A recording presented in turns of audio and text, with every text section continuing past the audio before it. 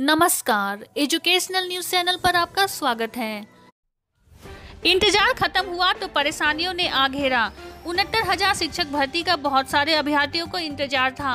अब जब भर्ती प्रक्रिया शुरू हो चुकी है तो कुछ अभ्यर्थी राज्य से बाहर हैं और यूपी आने को परेशान है। वहीं कुछ अभ्यर्थी निवास और अन्य तरह के प्रमाण पत्र बनवा रहे हैं तो तरह तरह के गंडे लग रहे हैं। लॉकडाउन ने इन अभ्यर्थियों को भर्ती का रास्ता साफ होने की खुशी भी नहीं मनाने दी है। सबसे ज्यादा वे अभ्यर्थी परेशान हैं जो बेंगलुरु, हैदराबाद या पुणे जैसे शहरों में प्राइवेट नौकरियां कर रहे थे। इधर के 10 वर्षों में प्राइमरी स्कूलों में शिक्षक बनने के लिए बीटेक, एमबीए व अन्य प्रोफेशनल डिग्री वाले युवाओं की तादाद बढ़ी है। क्योंकि भर्ती 2018 से चल रही है और मामला कोर्ट में फंस गया था, लिहाजा वे इस बीच नौकरी कर पैसा कमाने चले गए थे।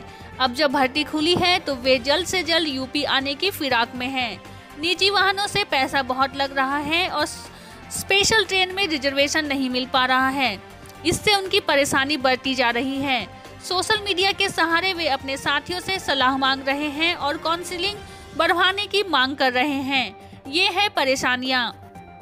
परीक्षा पास कर ली है लेकिन दूसरे प्रदेशों में हैं। प्रमाण पत्र बनवाने हैं लेकिन लॉकडाउन में काम बहुत धीमा चल रहा है। डिग्री या अंक पत्र विश्वविद्यालय से लेने हैं जो कि दूसरे जिलों में हैं। घर दूसरे जिलों में है लेकिन पढ़ाई या नौकरी के कारण दूसरे जिलों में रह रहे हैं। वहीं निवासी जाति आरक्षण पत्र से लेकर अनुभव प्रमाण पत्र के लिए सलाह मांगी जा रही है। यदि शादी हुई है और निवास स्थान बदल गया है तो नया प्रमाण पत्र बनवाना है। इसका आवेदन तो कर दिया लेकिन प्रमाण पत्र बनाने है या नहीं इसमें संशय है। इसी तरह विश्वविद्यालय से अंक तालिका और डिग्री नहीं ली है। अब लॉकडाउन में कैसे ली जाए?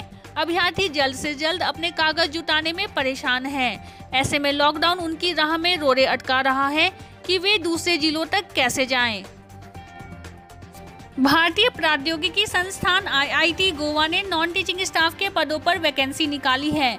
इसके तहत संस्थान जूनियर सुपरिटेंडेंट, जूनियर असिस्टेंट और टेक्निकल सुपरिटेंडेंट सहित अन्य पदों पर नियुक्तियां की जाएंगी। इन पदों पर आवेदन की प्रक्रिया कल यानी 22 मई से शुरू हो रही है और 30 जून तक चलेगी। इसलिए जो भी उम्मीदवार आवेदन करना चाहते हैं वे इस तारीख तक या इससे पहले तक आवेदन कर सकते हैं। उम्मीदवार ध्यान दें कि संस्थान यह पद अनुबंध के आधार पर भरेगा। इसके बाद संस्थान उम्मीदवार के प्रदर्शन के आधार पर आवेदक को नियमित करेगा। इन पदों पर ग्रेजुएट्स और पोस्ट ग्रेजुएट्स युवा आवेदन कर सकते हैं। हालांकि हर पद की योग्यता अलग अलग है, इसलिए उम्मीदवार भर्ती से संबंधित ज्यादा डिटेल के लिए ऑफिशियल वेबसाइट iitgoa.ac.in पर विजिट कर सकते हैं।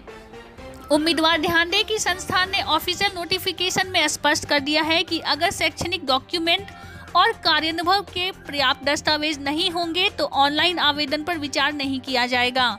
ऐसी स्थिति में उनका आवेदन फॉर्म भी रिजेक्ट हो सकता है। इसके अलावा ऐसे उम्मीदवार जो पहले से ही सरकारी संगठनों में काम कर रहे हैं, अगर वे आवेदन करते हैं तो NOC फॉर्म अटैच करके देना होगा। वहीं इन पदों के अलावा कई अन्य विभागों में नौकरियां निकली हैं।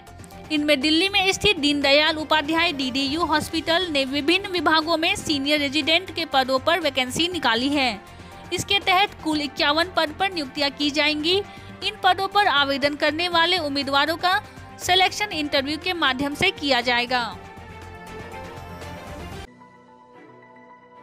ऐसे ही जानकारी के लिए बने रहें हमारे साथ, देखते रहें educational news channel. Like, subscribe और शेयर करना ना भूलें। सुरक्षित रहें। धन्यवाद।